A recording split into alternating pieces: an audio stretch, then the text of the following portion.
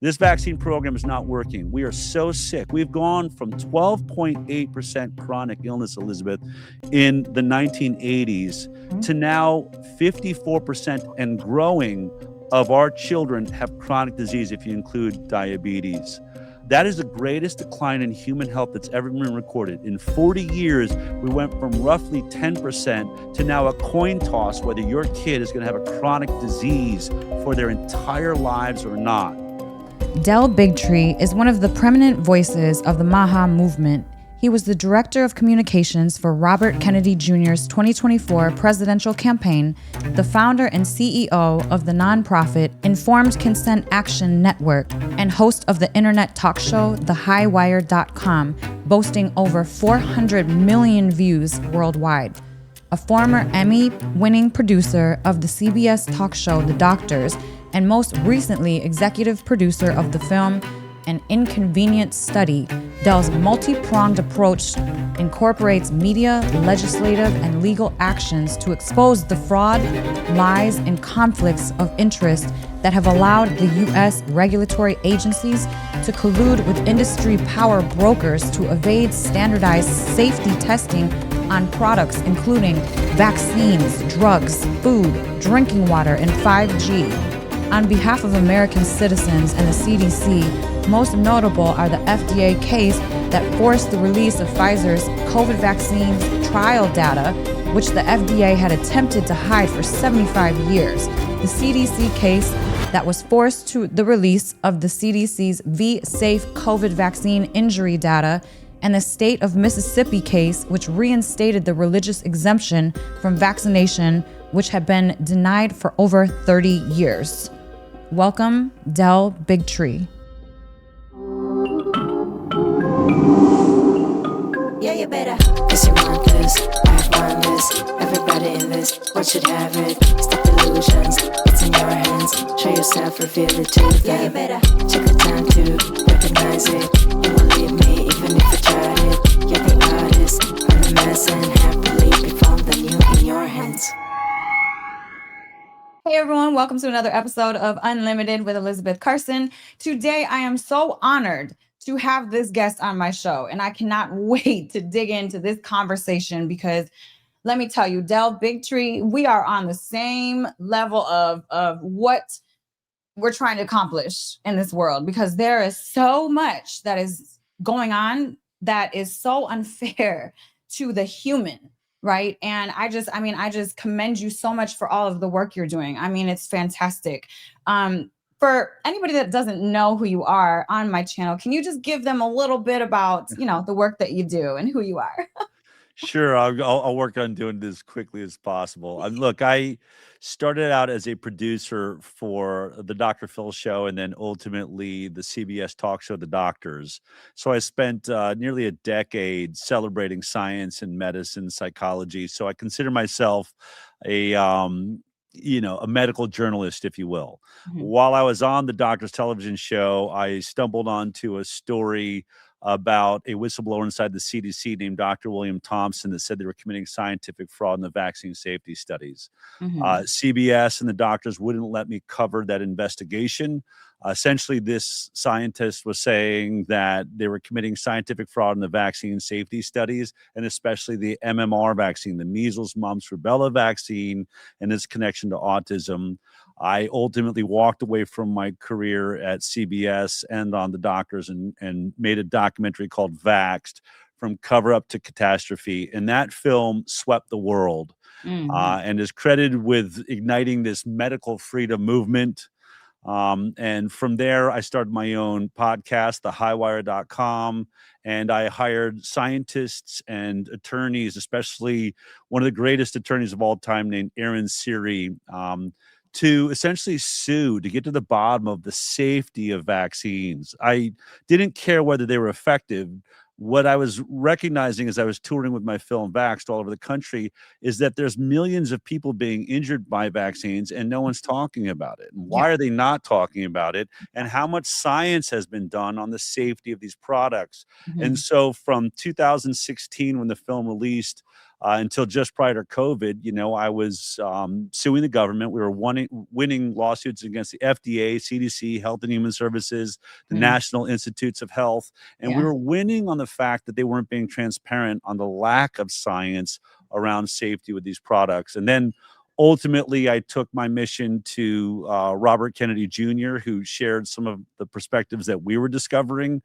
I asked him to run for president in 2020. He decided to do it in 2020, 22, 23 into the 24 election. So I was his director of communications as he ran for president, and followed him all the way to him putting his hand on a Bible and being signed in as HHS secretary to really get to the bottom of doing real science around vaccines, around safety. So that's the nutshell, and then you can ask me any question you want from there.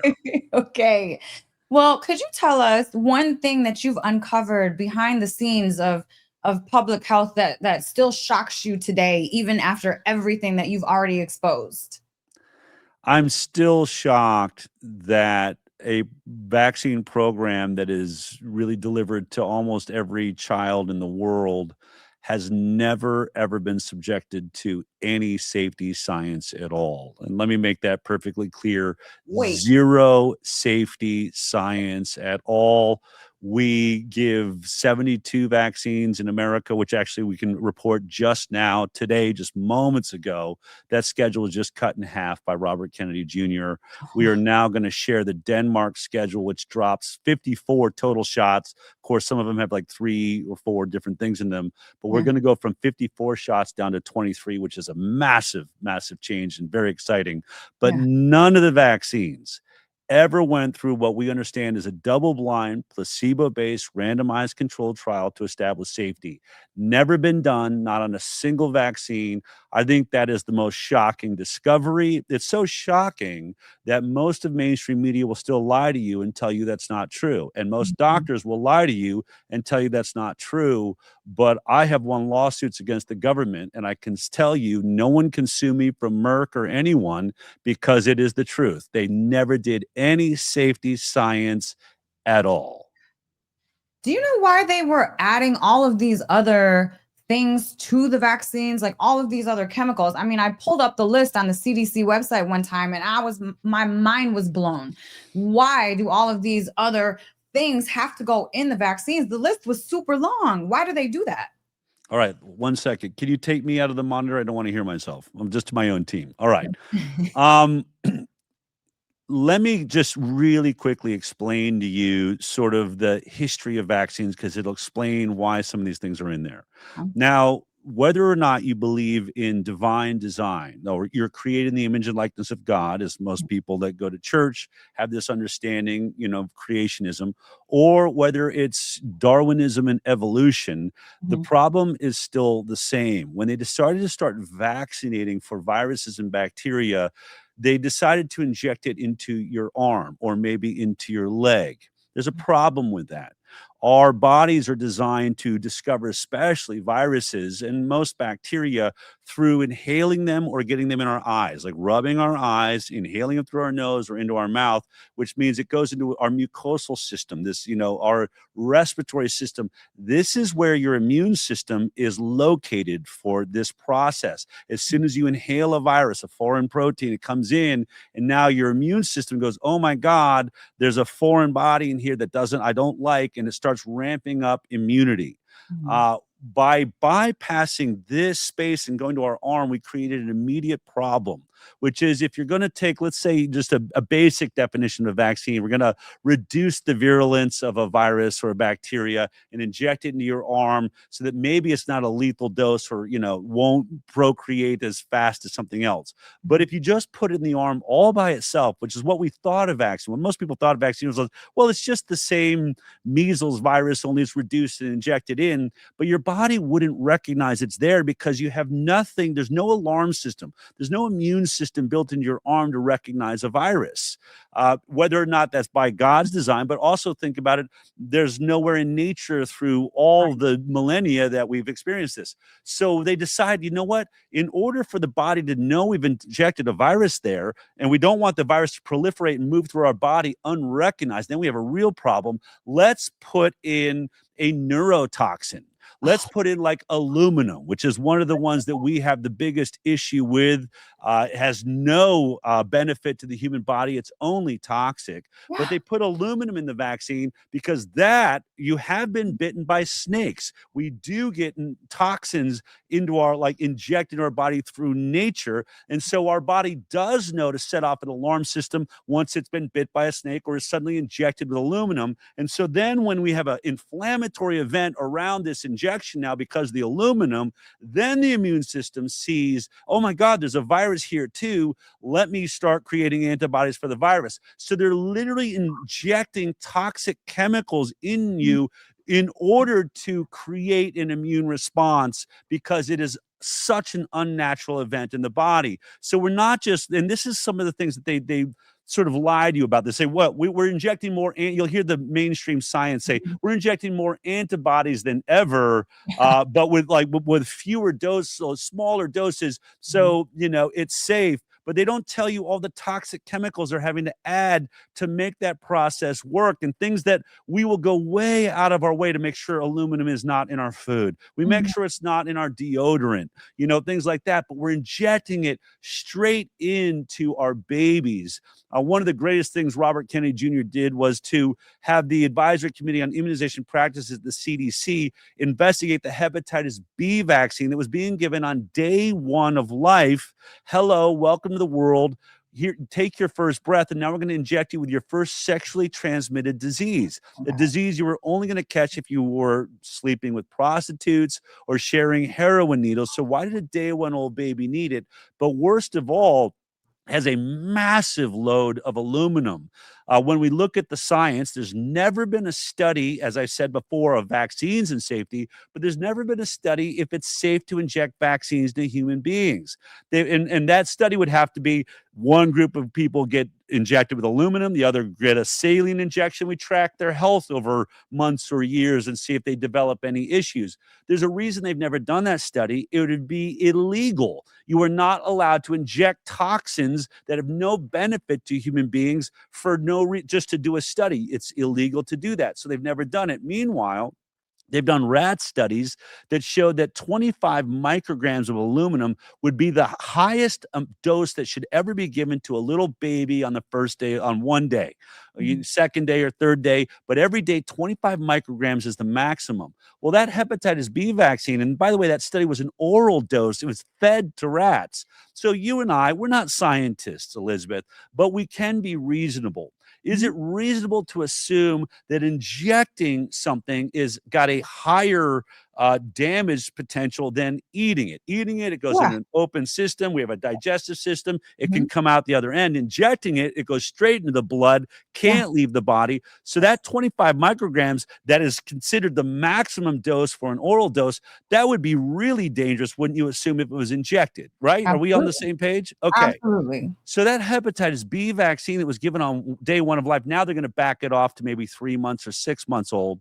But on day 1 of life, it didn't have 25 micrograms, which you would think would be really toxic to inject. It didn't have 50. It didn't have 75, 100, 150. It had 250 micrograms of aluminum. So we were going 10 times the amount that was decided to be toxic in an oral dose by a rat study into day 1 old babies. And here's the news flash by CBS. We have more babies die on the first day of life than every other industrialized nation combined. So these are the types of things I could go on and on. I'll let you ask another question, but I can get into details. You're right. So you've got aborted fetal DNA. You have the DNA of dead babies that is being injected in the MMR and varicella chickenpox vaccines. Why is that there, right? That's there because that's how they grow the virus. in order to make a virus that goes into a vaccine, you have to grow it on something. You're going to grow it in a horse, or you're going to grow it. They don't want to have natural animals, have all sorts. So they try and do it in petri dishes, but they have to find what's called a substrate. They have to find something that it's easy to grow that virus on. And so we have a deposition on our website, on the HighWire.com, of Stanley Plotkin. This is the leading scientist and godfather of our entire vaccine program. You'll hear that there was 2 aborted babies used to create vaccine. But under oath, in a lawsuit that we were a part of, under oath, he admits once being handed the evidence. We asked how many, my attorney Aaron Series says, how many babies were used in developing vaccines? He said 2. And then he hands him a giant document and says, read that. That's the WinStar Institute, right, Stanley? Yes, you worked at the WinStar Institute. He says, yes. How many babies were used in that one study, aborted fetal babies, to develop a substrate? And it's 76. He had 76 babies, aborted babies, chopped up, and he describes chopping lungs, liver, tongues, eyeballs, in order to find a protein that viruses can grow on really well. So the measles vaccine, measles is grown on the DNA of these dead babies, and they're sort of like cancer cells. They keep recreating these cells until they die off, then they need a new aborted baby. But that is, so they're growing the virus, both chickenpox and measles, is grown on aborted baby DNA. And then when they put it in the vaccine, there's no way to pull that human protein out, that baby protein. So it's going into the vaccine. And so you're injecting your babies with the proteins of other dead babies. There's no science that has ever said that it's safe. And forget about if it's safe. There's so many people that have a religious exemption to that and should. But beyond that, we do the same thing. There's monkey kidney cells, some monkey proteins that we grow viruses on. Those monkey proteins are being injected into you. There's hamster proteins. There's worm proteins. Then there's polysorbate 80, which we know it crosses the blood-brain barrier and on. And mercury was just finally outlawed in vaccines by Robert Kennedy Jr. Aluminum is everywhere. So yes, this is, when you think of like Macbeth, right? Like it's like eye of newt and, tongue of frog and these witches around a brew. You can't think of anything more disgusting than that list you described, the vaccines that are being injected into our babies. God, I just can't. I mean, it hurts my heart that people could be doing this and just be okay with doing this, knowing that this is just so wrong. Are there any even vaccines that do anything that work? Are there any that aren't toxic that you've done in research that you've done? I haven't found any that are not toxic. They all have toxins in them. Yeah. They will argue dose, that it's, well, yes, aluminum's toxic, but not in the light dose that we're giving. They said the same thing about mercury. Well, yes, mercury's toxic, but not the dose that's in the vaccines. As though, is there a healthy dose of radiation? Is there a healthy dose of iridium, or these things that, we know to be toxic? Mercury, by the way, is the second most toxic substance on Earth. They wanted us to believe there was a dose that was okay. But I will say, there's a confusion that we're going to have to work on as people are waking up to this. Do they work? I think that these vaccines, many of them work to stop the disease, or at least protect you from the disease you're being injected for. The question is that disease more dangerous or less dangerous than the toxic chemicals you are injecting into yourself? And that's the science that has never been done. So there is science done showing efficacy. I believe the measles vaccine protects you from contracting measles for at least a couple of years. We know for a fact it doesn't last a lifetime the way just catching measles would. And this is something that's going to be really an issue, as many of us are asking to have, the vaccine program to be completely voluntary. That's all I fight for. I'm not trying to eradicate vaccine from the planet. You should have the right to choose how many, when, if any. We're free citizens. We're not farm animals. We should not be forcibly injected with anything. But when you look at measles, you've got to look at how low the death rate was of that disease. And prior to the vaccine being available in 1961 in America, in 1960, the CDC report, wasn't called the CDC then, but our vital statistics report showed that the death rate of measles in America was about 1 in 500,000 Americans died every year. And, and that's sort of everybody. If you took just those infected, the death rate is believed to be about 1 in 10,000. I mean, it's not nothing, but it's a zero really in any math class, 0.0001% chance or whatever. I was like, is it 0.02% nationwide? So way less than 1%. But, and then they would say that about 450 people, to make this simple terms, 450 people died in America every year from measles. All right, 450. Now, there are studies that have shown us that children who catch measles as children reduce their risk of, for instance, heart disease by 10%. It actually makes your heart stronger to have been through the measles. Well, 1 million people roughly die of heart disease every year. If you reduce that by 10%, you would save 100,000 lives. So by catching measles just on heart disease, we could save at least between, 10,000 at the bottom end to upwards of 100,000 people every year by letting them catch the measles. But what they want us to focus on the 450 people that would die. See, we also see studies that if you have measles as a child, you reduce your risk of non-Hodgkin's lymphoma and cancers, sometimes cervical cancer in women. If you get mumps and measles as a child, only the wild version, not the vaccinated version, you reduce your risk of ovarian cancer by 50%.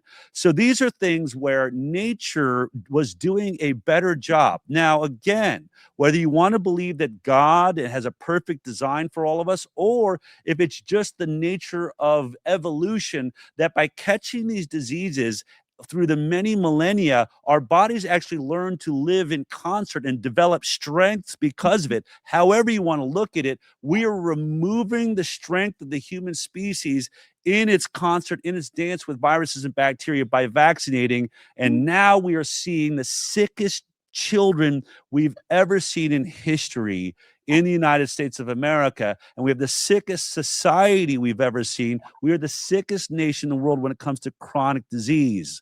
And most of that's autoimmune disease. Our immune systems are totally out of whack. And I would say maybe we should look closer at this product that is messing with our immune system. And we're not giving just 10 of these vaccines that mess with your immune system, or 20 or 50. It was 72 vaccines until today. And so thank goodness for Robert Kennedy Jr. cutting that in half. Absolutely. I totally agree with you too. I mean, I believe we are designed perfect. And if we were to take more preventative measures, as in take care of ourselves and not, eat the processed food that they try to stuff down our throats and drink the alcohol that poisons us, which the death rate on alcohol is way higher than, so why don't you make alcohol illegal? You know what I'm saying? You have to look behind these systems and see this is all manipulation for money. It's so obvious and it's just so blatant to see, because our bodies are designed perfect. Remember during the pandemic, they were like, oh, don't go outside, bleach everything, wear gloves and masks. What do you think that did for our immune systems? And bleach neurotoxin to our brain. I mean, I can't, like, it's Yeah. Well, I give talks all over the world on this topic, and I don't know how much your audience sort of jumps into Bible and spirituality, but I do like to start my talk out by saying, if you look at Genesis in the Old Testament, it says you were created in the image and likeness of God.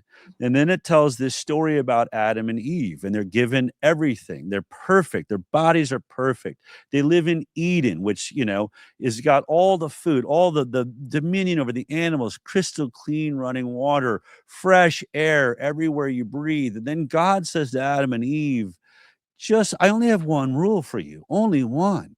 You can have all of this, everything that's here. Just do not eat of the tree of the knowledge of good and evil. lest you shall surely die. Seemed really simple. We all know this story. And I remember as a kid, my dad was a minister, so which is why I sort of waxed this direction. But I would say, Dad, I thought we want to know good and bad. He's like, no, this is different. This is about believing you have the knowledge of God, that God can count every hair on your head. Don't ever believe you have that ability, or you could really get yourself in trouble and out of balance with God. But let's just look at the story. He says, then God leaves Adam and Eve for some time, and then he comes back, and God comes back, and he's looking for Adam and Eve, and suddenly they peek out from behind the trees, and they're wearing masks, and they're injecting themselves with toxins and bacteria, and he says to them, what in the hell are you doing? Right? Of course, the real scripture says they're clothed in fig leaves and hiding themselves. But the idea is, who made you afraid? Who told you you weren't perfect? Yeah. I created perfection. And then, of course, they point to Satan. I would point to the pharmaceutical industry that has got us doing things. Can you imagine what God thought when suddenly we were told we can't breathe the air? It was insane.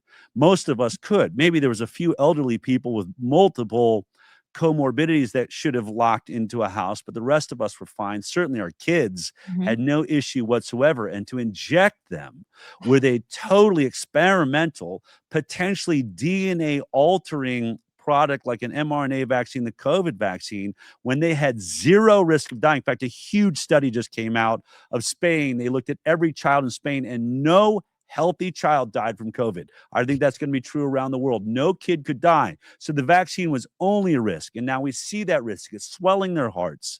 It is causing myocarditis, pericarditis, strokes, blood clots. Well, I think this is what God was saying when he said only one rule: don't try to play God, or you're going to seriously mess yourselves up. This vaccine program is not working. We are so sick. We've gone from 12.8% chronic illness, Elisabeth, in the 1980s to now 54% and growing of our children have chronic disease, if you include diabetes. That is the greatest decline in human health that's ever been recorded. In 40 years, we went from roughly 10% to now a coin toss whether your kid is going to have a chronic disease for their entire lives or not. There will people that will argue, well, how do you know it's the vaccines? All of that can be debated, and we could get in that if you want to ask me questions on that. But this is what I'll say. It is an environmental toxin that's doing it, because we do not evolve that quickly. There's no evolution that happens within 40 years that would see a reduction in health. Something's doing it to us.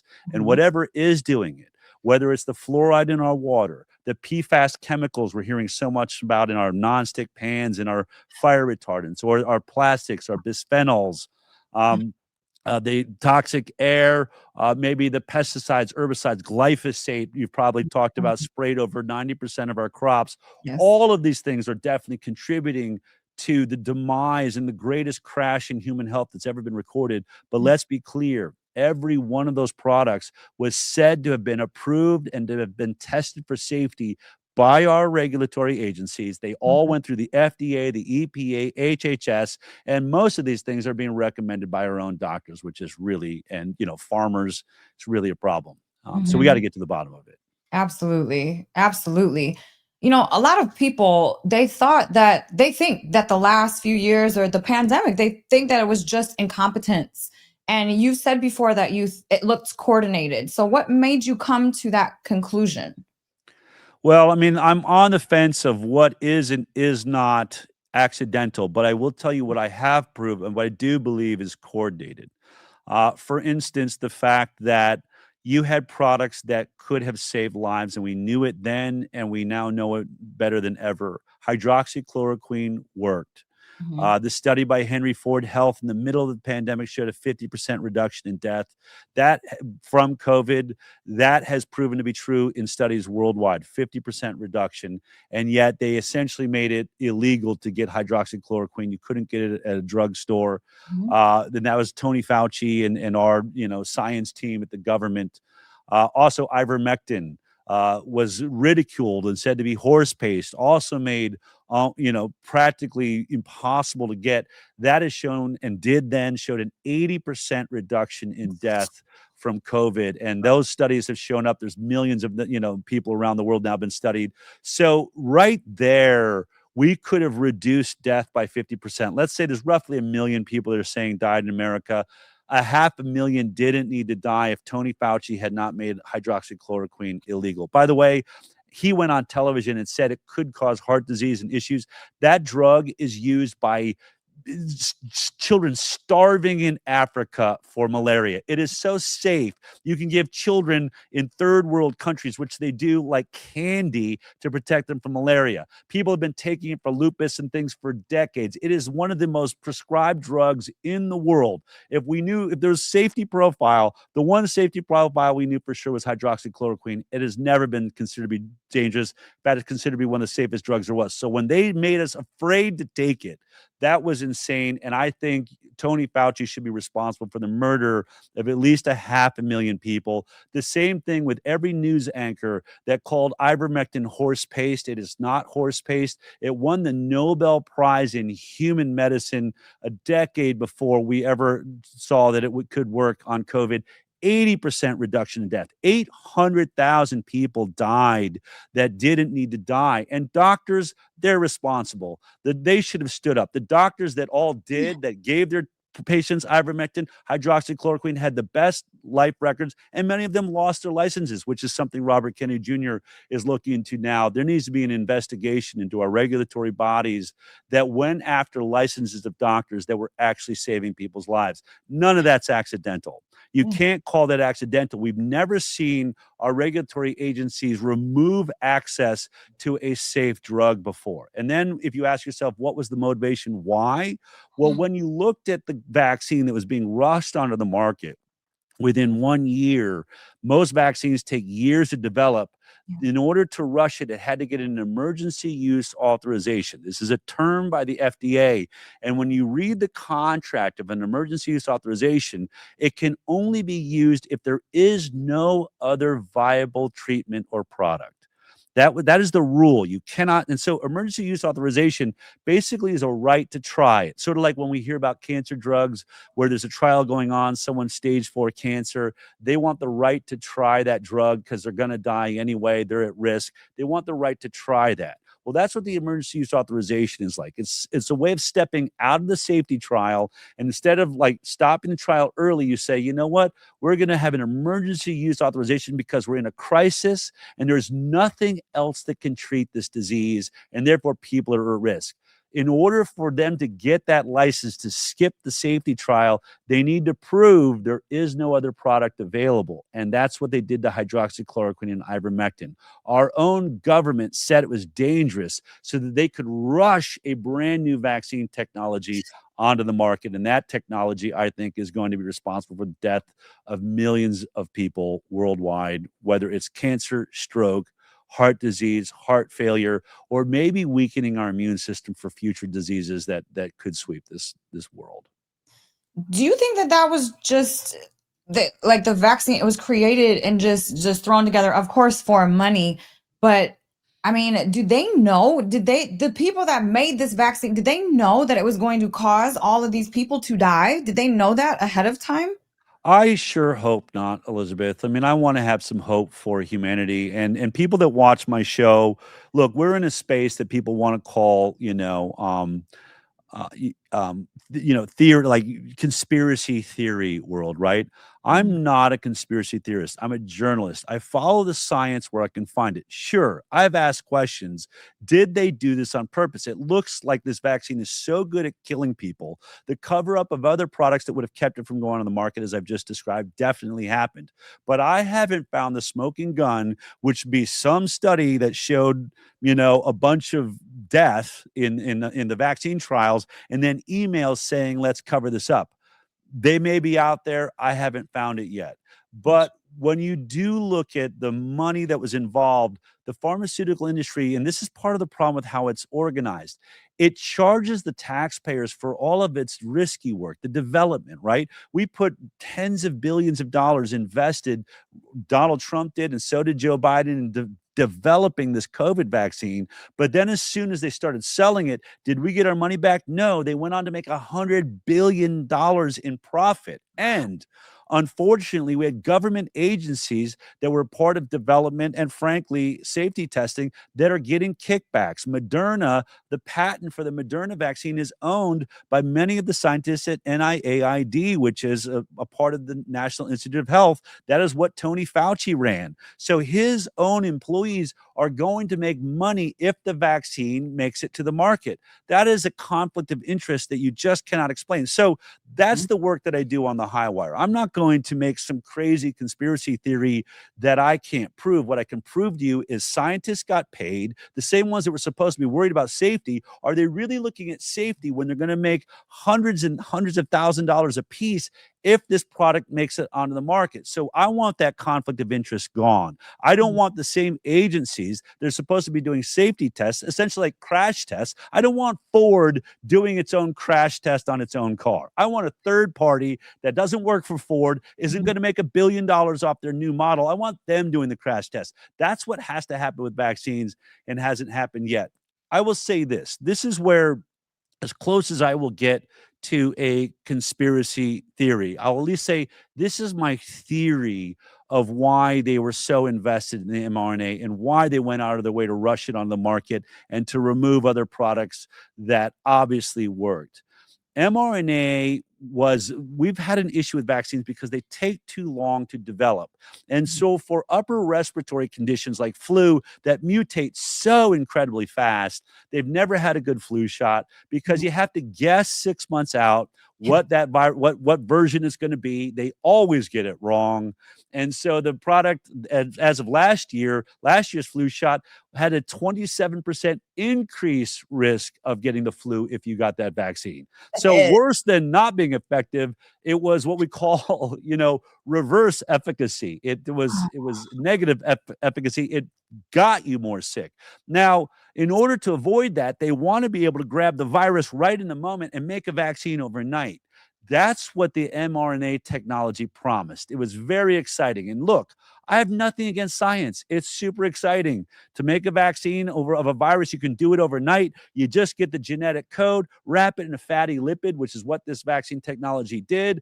You fire it into your body, your own cells. You don't have to see, this is what it did. I hope I'm not getting too in the weeds, but here's what was the difference.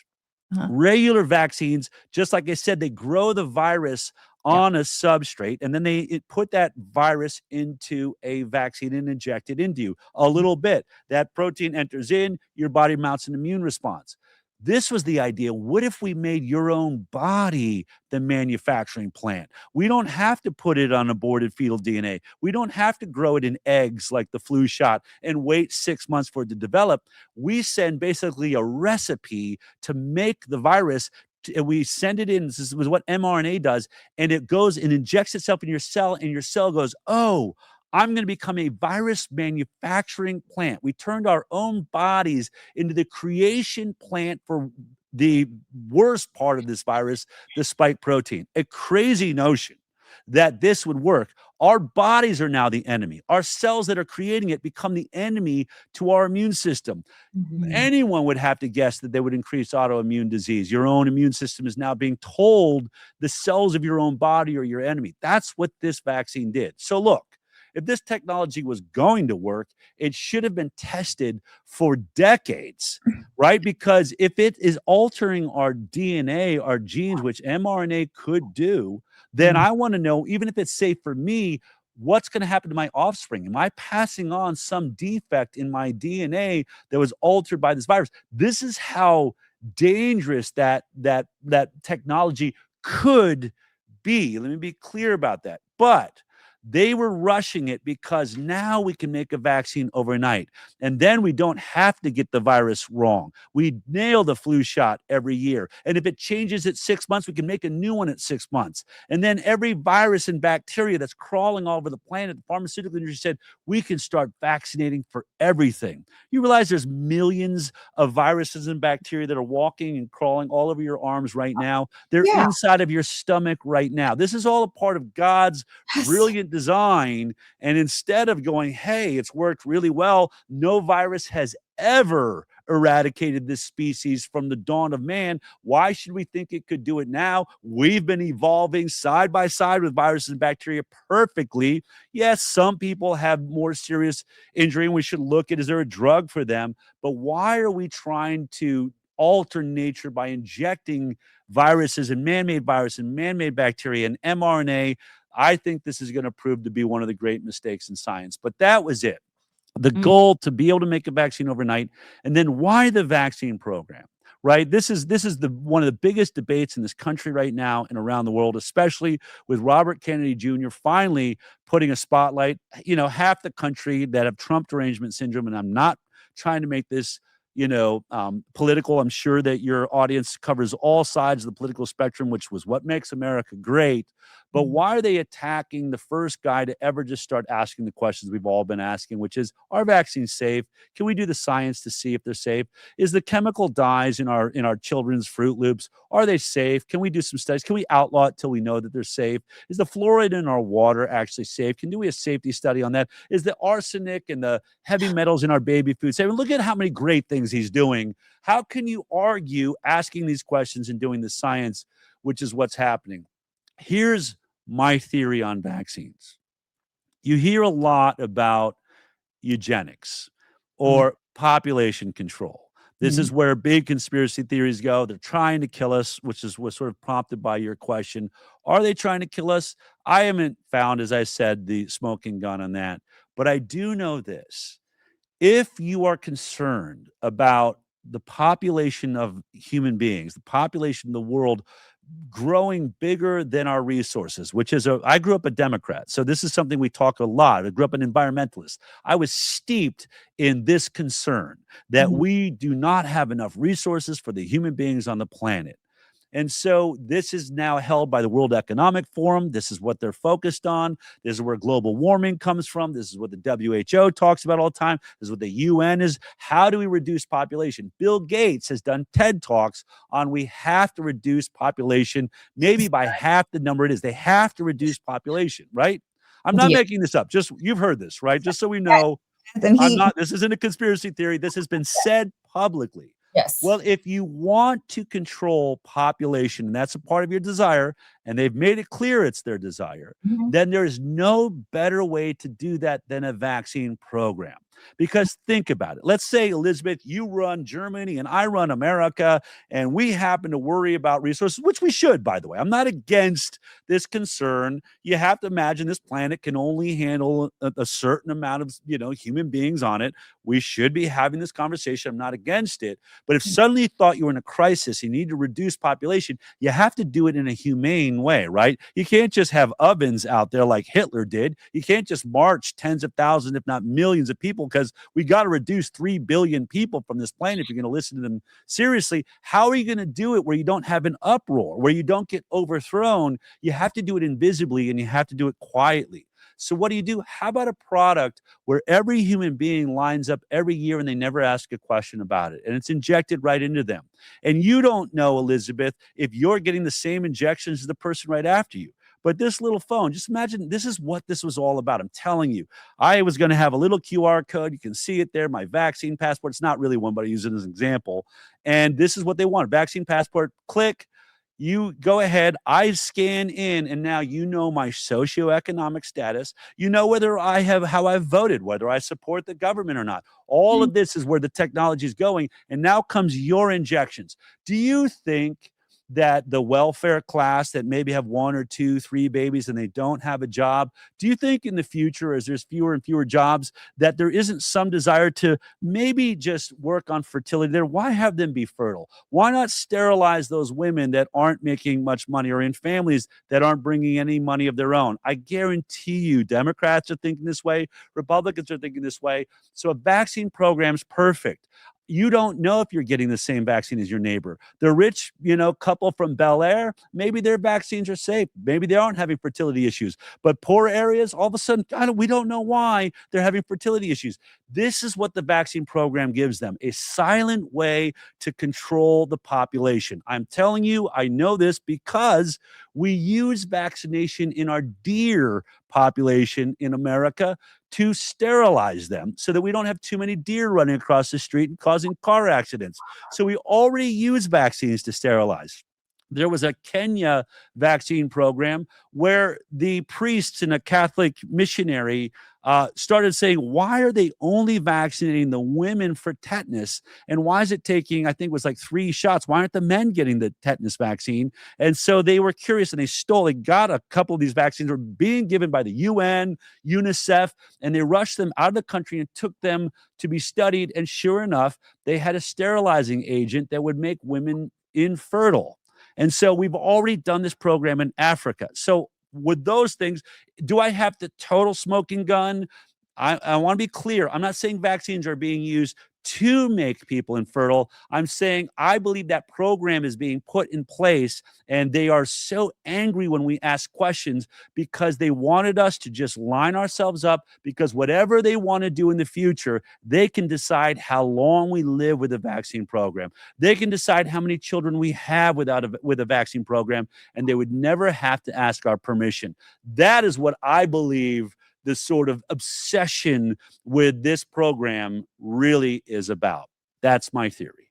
I mean, it makes all the sense in the world. You have to think about it. After all of these people dying, proven that they were being injected by mRNA, and I'm seeing vaccine ads on my Facebook. Come get your vaccine. Make sure you get the booster. Yeah. What? Yeah. Well, I mean, look at ironically, like Gardasil, HPV vaccine. You know what the major side effects is? Early menopause. We are sending women that are worried about HPV and having, coming into their sex life as teenagers. And one of the biggest side effects is it removes your ability to ever have children. That is a known side effect. And, there's lawsuits now. Actually, Robert Kennedy Jr.'s nonprofit Children's Health Defense has a lawsuit looking into all of those things. And the COVID vaccine, great reporting by Naomi Wolf, who, if you haven't had her on your show, you should definitely have her on. She's written a book called The Pfizer Papers. My nonprofit sued the FDA, and we got the release of all the Pfizer trial data for the COVID vaccine. We sued the FDA. They wanted 75 years to release that information. We got it all released. It took us a year in court. We sued and won all the Moderna trial data, and we sued and got the V-Safe data, which was this app that the CDC gave 10 million people to track their health after COVID. All of this was being hidden. But Naomi has had hundreds of experts studying all the trial data that we won in court, and she's written a book. And what she points out is really scary is most of the trials were focused on studies of fertility, almost none on upper respiratory infection. So the people being vaccinated, they weren't studying whether they got infected or not. They were studying their fertility in the middle of the trial. That is incredibly suspicious. Oh my goodness. Okay. Whew, I gotta settle myself down. It fires me up. Yeah, I just believe there's such evil. I can't wrap my head around it. Did you hear about the experimental drug called remdesivir that was killing people? Yeah. What are your thoughts on that? Well, I mean, again, this is a Tony Fauci creation. There's another great book you should read by Robert Kennedy Jr., the real Anthony Fauci, and it gets into how he did this during the AIDS crisis. I don't know if you saw the movie Dallas Buyers Club, which was really famous. It was about all these homosexual men that had to create this underground railroad for drugs to fight AIDS during the AIDS epidemic. Huge Hollywood movie. I'm trying to remember the actor. Maybe my team can. Oh, Matthew McConaughey played the lead.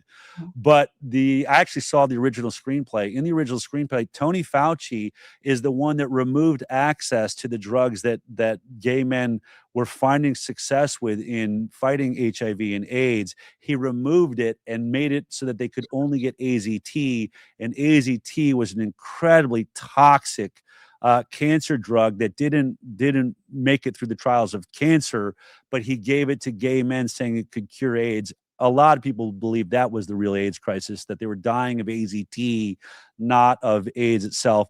Much so, go ahead and read The Real Anthony Fauci by Robert Kennedy Jr. But similarly, remdesivir was an Ebola drug. This was designed to fight Ebola.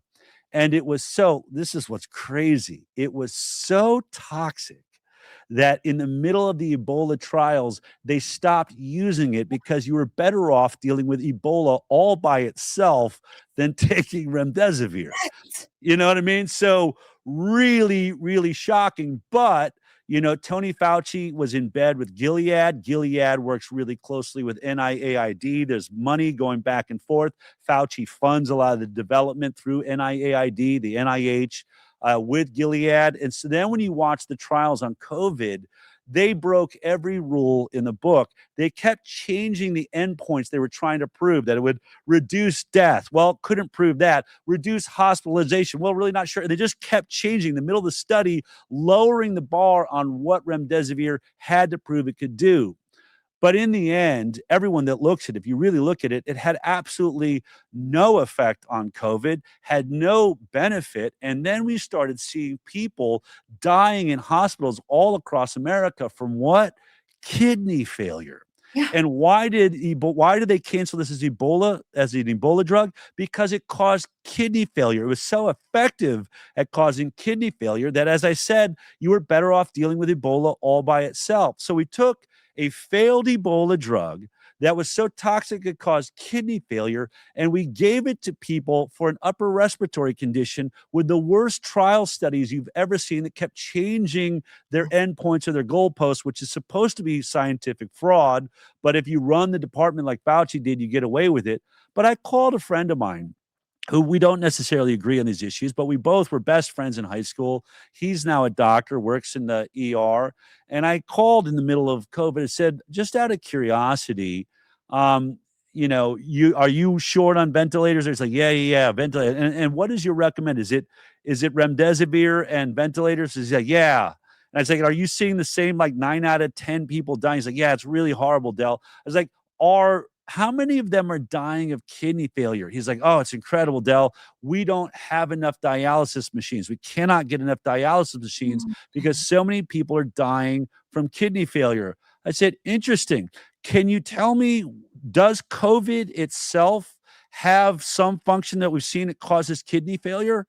And he said, no, not to my knowledge. So COVID doesn't cause kidney failure. Why do you think your COVID patients are all dying of kidney failure?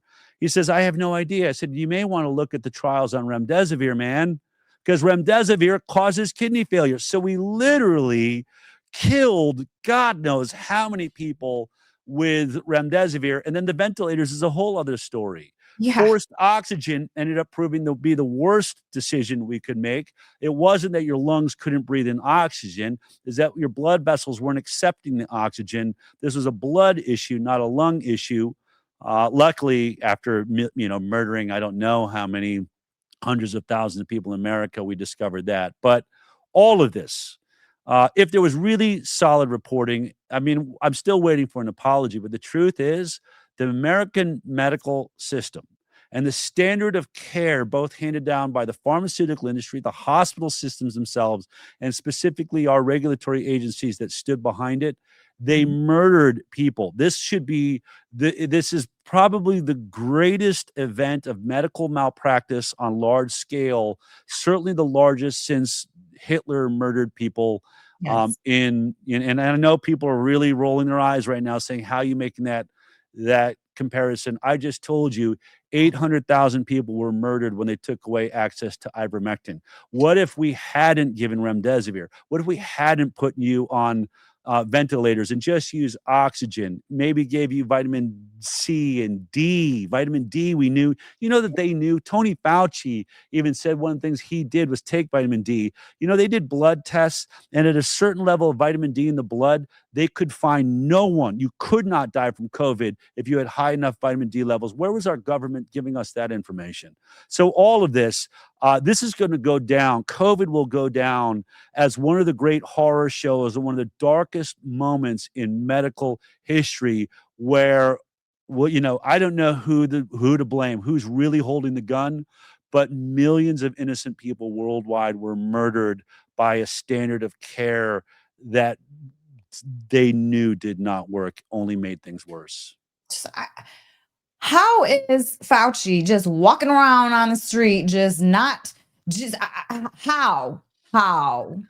It's shocking. I will say this because, a lot of people want Robert Kennedy Jr. to focus on that. And I would say this: imagine you're trying to go into a government run by aliens or run by vampires, run by evil, which in many ways I think is the best way to surmise what our government has been doing. It's so corrupted. We all know it. It's a disaster.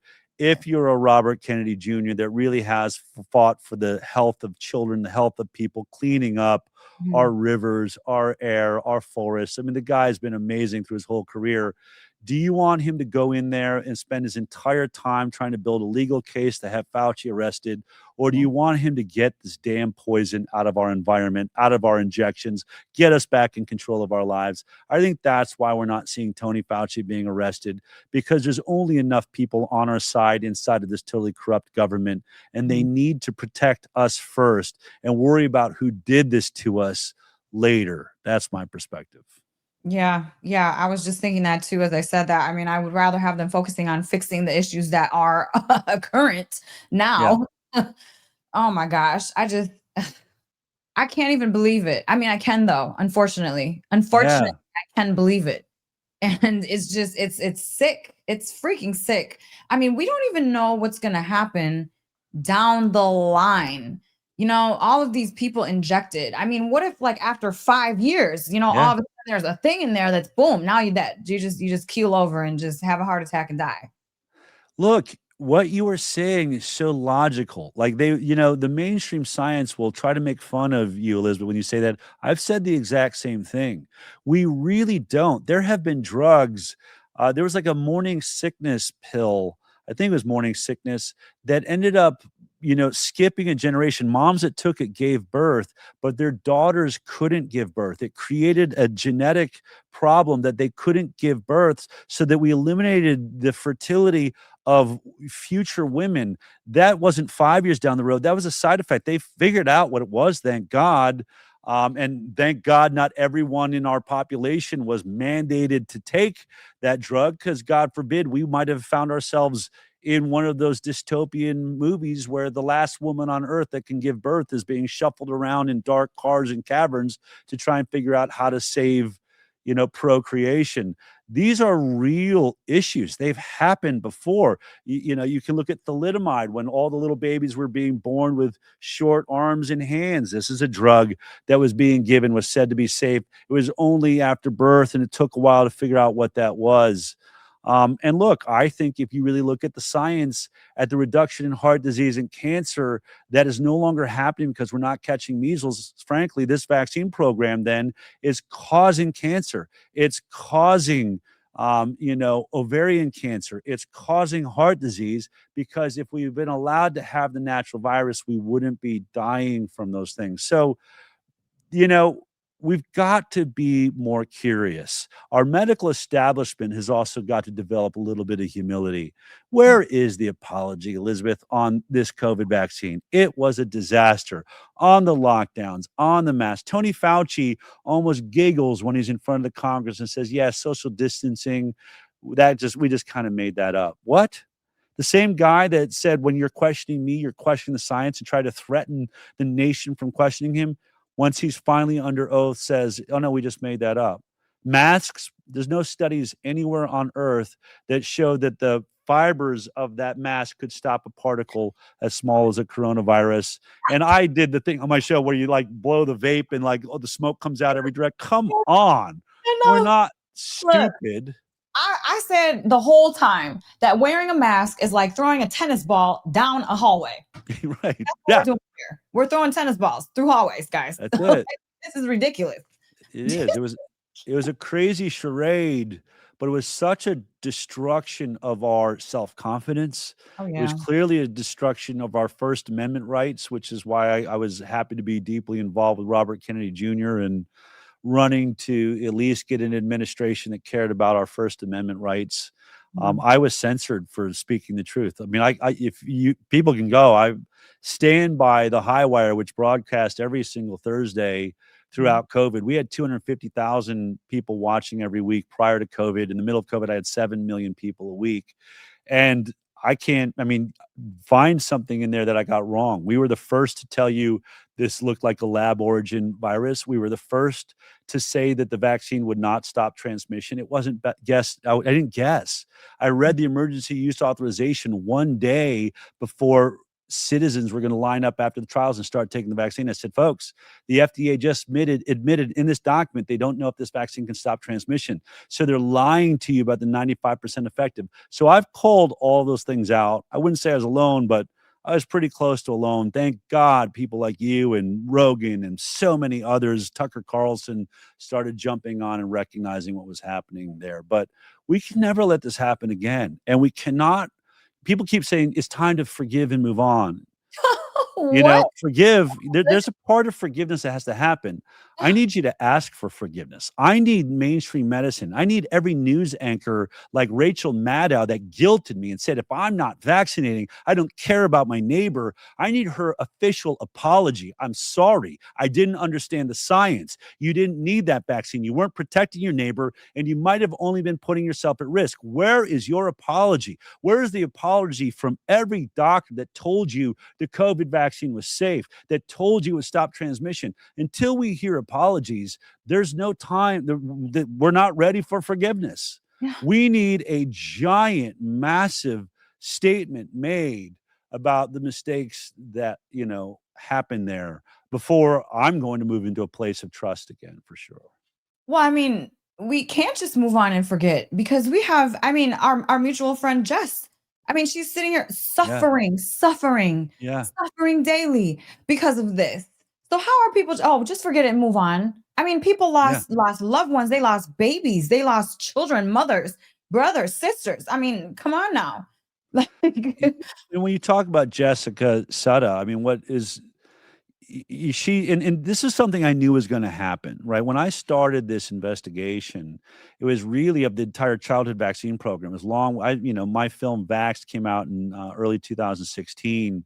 But I couldn't get people to understand that there are so many injuries, but they're being discounted because it's babies. They will tell you, they'll gaslight these parents and say, oh, vaccines don't cause your child's autism. Your child was always going to be autistic. It just, you didn't recognize it. Total baloney. But your baby didn't die of SIDS just because they had a vaccine 3 days earlier. It's not the vaccine. We've looked at it. All of this went on and on. But I said to my team, once Warp Speed was coming, I was like, the whole world is about to change, because when you start force vaccinating adults can speak for themselves. Adults can say, I was running a marathon last week and now I'm laid up in my bed and I'm half paralyzed. I was dancing in the lead singer in the Pussycat Dolls and now I cannot move. I'm in extreme pain. Babies couldn't tell us that. They could scream, and the parents would try to translate what that screaming and the loss of speech, the loss of ability to walk, what it meant, and they just got gaslit by doctors. If we have lab coats, they're just stupid. Parents don't listen to them. But the adults changed everything. And the point I want to make is this. Jessica is no different than every parent of an autistic child or a child that died from vaccination, in that she is being labeled as anti-vaccine. But why? Because she went out and got the vaccine. She got her kids vaccine. She was vaccinated. She got every vaccine. This was someone that was pro-vaccine until it destroyed their lives. And this is what drives me crazy about mainstream media. It keeps labeling what I think would much more accurately be described as ex-vaxxers. Most COVID recipients are ex-vaxxers now. They're not anti-vaccine. They believed in the vaccine program. They weren't born to hippie parents that never vaccinated them. They didn't come with some agenda. They believed in what their doctors told them, and it destroyed their lives or their children's lives. That is what motivates me. It's those unsung voices. It's also what motivates Robert Kennedy Jr. I know him well. The man means well. And by the way, he's never going to take away everyone's vaccines. He's trying to make sure that this is a program that is safe for everyone that wants to use it and is a choice. We should be allowed to choose, do our own research. I want to take a risk with measles. I recognize, I'm not going to say it's not got some risk. I'm willing to take that 1 in 500,000 risk with my own children. They're my children. That's my decision to make. I'll also point this out. I taught my kids to ski at 3 years old. I recognize that's dangerous. They could run into a tree, but I grew up in a family that skis. So did everyone in Switzerland and Colorado, where I come from. Am I putting my child at risk? Maybe. Is that my right? It is supposed to be the United States of America. I don't see this any differently. Government is not here to tell us how to parent our kids, because if they can override my decisions, then our children don't have parents. They have a government that owns them, and they're property of the U.S. government, and that has got to end immediately. Oh, yes. Dang. When you say it like that, oh my gosh. Yes. Yes. I think that, you said the right thing. People just got to ask more questions. Ask more questions, read more, research. Stop believing everything that something tells you just because it's a 3-letter agency. Just do your research, because it's out there. You can find the answer. You just got to put forth a little effort, a little bit of effort. Let me help your audience with super easy ways they can research. And it doesn't, you could always watch the HighWire, but you may say, look, Dell has an agenda. I want to totally non-biased perspective. So why don't you take FDA's perspective? You can type in right now, you just Google FDA licensed vaccines, and every vaccine on the childhood schedule will come up. Now, you may need there's several different brands for each one, but this is the research you're going to have to do if you want to be a good parent. Yes, I'm telling you, if you don't do this, because look, you went and read all the crash tests on the car seat you got your baby. You angsted over whether you're going to use stainless steel, glass, or plastic bottles. All the decisions. You're reading food labels, but you are handing your baby over with a faith as though that white lab coat is some sort of religious tradition. It's not. It's about to inject toxic chemicals. You should know which ones. So type in FDA licensed vaccines, and then you click on the one you want to know about. Get the CDC, put up CDC recommended schedule, bring both screens up so you can read exactly the ones and say, okay, DTaP, diphtheria, tetanus, acellular pertussis, this is the vaccine for that. Click on that, and then it'll say package insert. You can click. This is all available online. Click on that package insert. This is the warning label you never see. You know that drug? You know all that list of side effects in the commercial that you're not hearing when it comes to vaccines? They're written inside of this document. So go and you can just screen until you see side effects or adverse events is what it usually says. Read all the potential adverse events: paralysis, Guillain-Barré syndrome, paralysis, encephalitis, brain swelling. It's all there. It's written there because these are known side effects. So when your doctor says it's safe, say, really, what about these side effects? How do you know my child? Well, they're rare. How rare? How many does it happen every year? I guarantee you'll say, I don't know. Well, you should know if you're telling me I shouldn't worry about it. And then I want everyone to go to a section I think is the most important. It's numbered in every time at 6.1. 6.1 is it's the trials relied upon to establish safety. I know this sounds complex, but as soon as you read it, you'll make sense of it. Start with Recombivac's hepatitis B vaccine. This is the one we're given on day 1 of life. You will read at 6.1 that this vaccine, that the trial was of 147 children.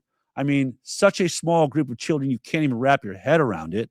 They were followed for 4 or about, I think it's 5 days for Recombivac's. The other hepatitis B, Endurex, was 4-day, a 4-day safety trial and a 5-day safety trial. That's it. That's how long the entire trial lasted. And there's no placebo group. So there was no control group to look at. And so right there, you got to say, wait a minute, no listed placebo, 147 kids followed for 4 days, and you thought that that was a good enough safety study to inject into every baby on day 1 of life. It's total insanity. But that's where people can start their research. And I want to plant my favorite question. I believe everyone, if you want to test, is this a good pediatrician for me? I want you to do this. Next time you go to your pediatrician, especially if you're up for a vaccine or several vaccines, I want you to ask your pediatrician, not the nurse that's going to inject them, your pediatrician, say, could you list for me all of the ingredients that are in the vaccine that you want to give my child? Whether it's, Hep B or pneumococcal or MMR vaccine. What are all the ingredients? Because you've looked at it, Elisabeth. You already said you've seen all the toxic chemicals. See if they can recite them to you. I, so far, have never met a pediatrician that can. And by the way, it's somewhere around 10 to 15 ingredients in each vaccine, roughly, but they won't be able to listen. And they'll probably get really angry with you for even asking. That should give you a little alarm right there. Why are you getting angry about them? Ask you a perfectly reasonable question. Do you know what's in this product? What are the ingredients? And then I would recommend, if they can't list all of them, or if they can, then ask for the insert and read them and see if you still want to do it. But once you leave that appointment, I want you to go to a decent restaurant, maybe not fine dining, but a decent restaurant for lunch right after visiting your doctor. And then say to that waiter, as you're looking at this giant menu, I have many food allergies. Could you tell me all the ingredients that are in this pasta dish? Could you tell me everything that's in this meat dish? And they'll tell you peanut oil, seed oil, olive oil, basil, garlic. I mean, they'll go about 15 ingredients, and they can do that on 100 different items, and odds are, good chances, they may not have even gone to college. They definitely didn't get the 8 years of education that you're bowing down to with your doctor. And when you discover that your waiter has had to do greater due diligence for the food you're going to eat at a restaurant than your doctor in a life-altering, immune-shifting change permanently in your baby's body, I think you should think twice about the level of confidence you have in this program. But try it. See if I'm wrong. People can write me. Just go to info@icandecide.org and say, hey, my pediatrician was able to list all the ingredients in every vaccine. I'll make them hero of the week. This is good. I'm going to do that, actually. But you'll never see me giving myself, my child, my family, nobody's getting vaccines around me, because we are built perfectly. Our immune system are built for this. This is what we adapt to do. We adapt to fight off disease and toxicity, etc. So you won't see me injecting mercury and poison in my system. Okay. Yes, good. Goodness. Well, Del, oh my God, thank you so much. I mean, thank you for the work that you do. Seriously, it's so important. And I just, like I told Jess when I had her on, I'm like, I'm screaming this from the top of the mountain. Everybody has to know. It's just, everybody has to know this, period. So thank you for going up against the scary people, because they are kind of scary. They censor, they unalive, it's scary. They're scary. So thank you for the work that you do. Where can people find you? What projects do you have going on? And what if someone wants to help join this to spread more information about it? How can they do so? Well, first of all, I have a movie out right now that I believe is probably crossing the 100 million views mark now. It came out just a couple months right before the holidays. It's called An Inconvenient Study. This is my second film after Vaxxed. So both films you can find at thehighwire.com, but you could also go to aninconvenientstudy.com. The movie is free there. I highly recommend you watch it. It's really everything I just talked about it, but in a very short, consolidated conversation about safety studies. And that film is really important because back in 2016, I challenged the head of infectious disease at Henry Ford Health, one of our biggest research institutes. Someone set up a dinner. Why he showed up, I don't know, but I'm glad he did.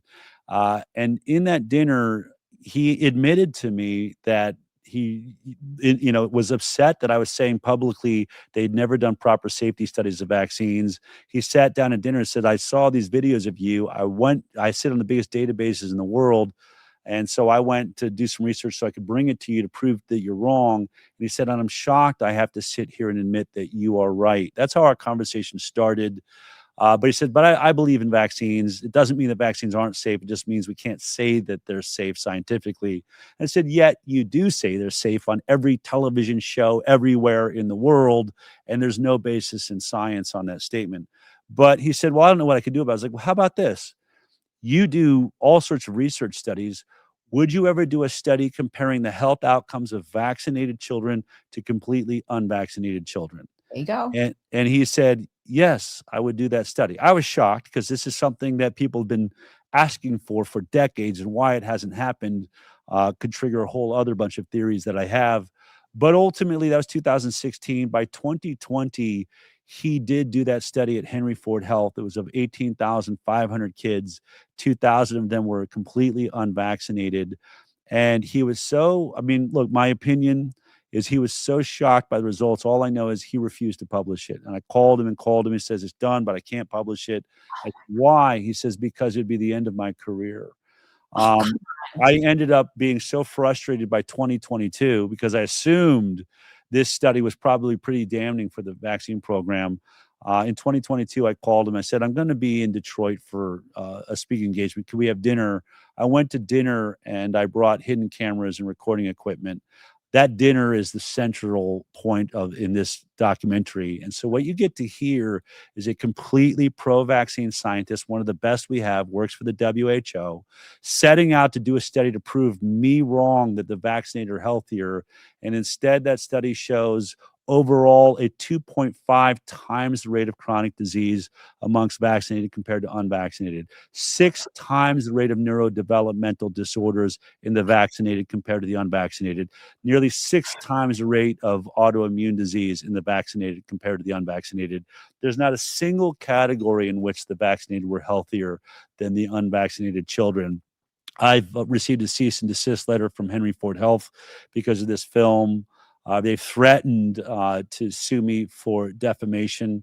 I don't know if they will. They haven't so far. But let me make their statement. They're saying that the reason the study was not published was because it didn't have good methodology, the science wasn't good, and the data wasn't good.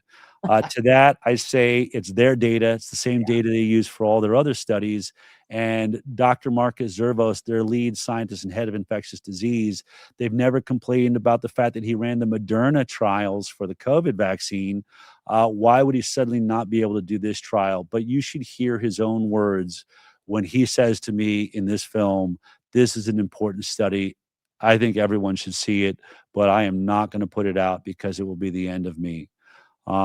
And many, many other things. It's a really powerful film, and it's pretty short, too. You can watch it in like 75 minutes. So go to inconvenientstudy.com. If that doesn't sort of rock your world, that I don't know if anything else will. Also go to the HighWire.com. It's where I do my weekly talk show. And all of my social media, I'm posting other things there. Just go to @DellBigtree, as you see up on the screen.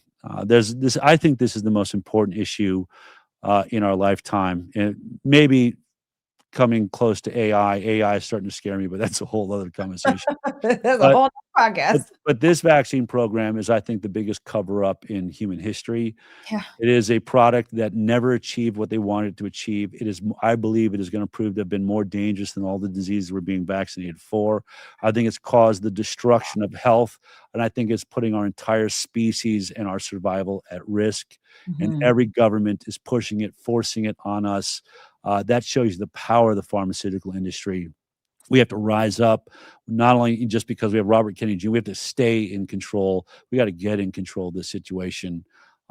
There's not a bigger lie in the world. If I'm right, and I'm pretty sure that I am, that vaccines are causing more harm than good, then every doctor has been a part of the biggest lie. I'm not saying they know it, but they're useful idiots in something. And maybe to your point, Elizabeth, maybe there's a bigger agenda at play. But one thing is for sure, you better start doing your research. And if you're about to have a baby, if you're a young woman out there, please, please look at this. There's so much great research now that you can look at. Again, start with the vaccine research. Check out my film, An Inconvenient Study, at aninconvenientstudy.com.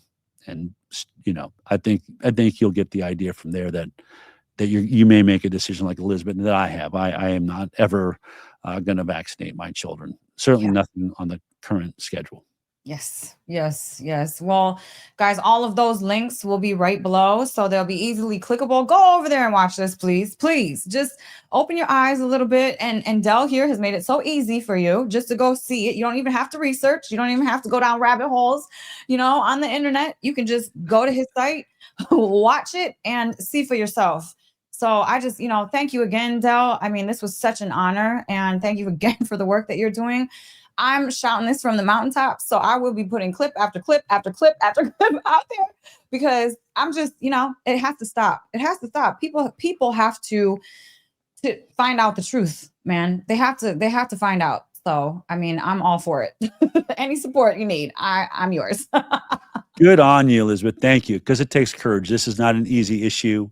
It's a risk to, I know, the population that watches you. You have courage for doing it. And look, we don't all have to agree, but we should recognize we live in a free country. And while we have free speech, we should be allowed to ask the important questions. And this is one of the biggest ones there is. Do your research. See if you can find someone that can prove us wrong. That's what I'm saying with this.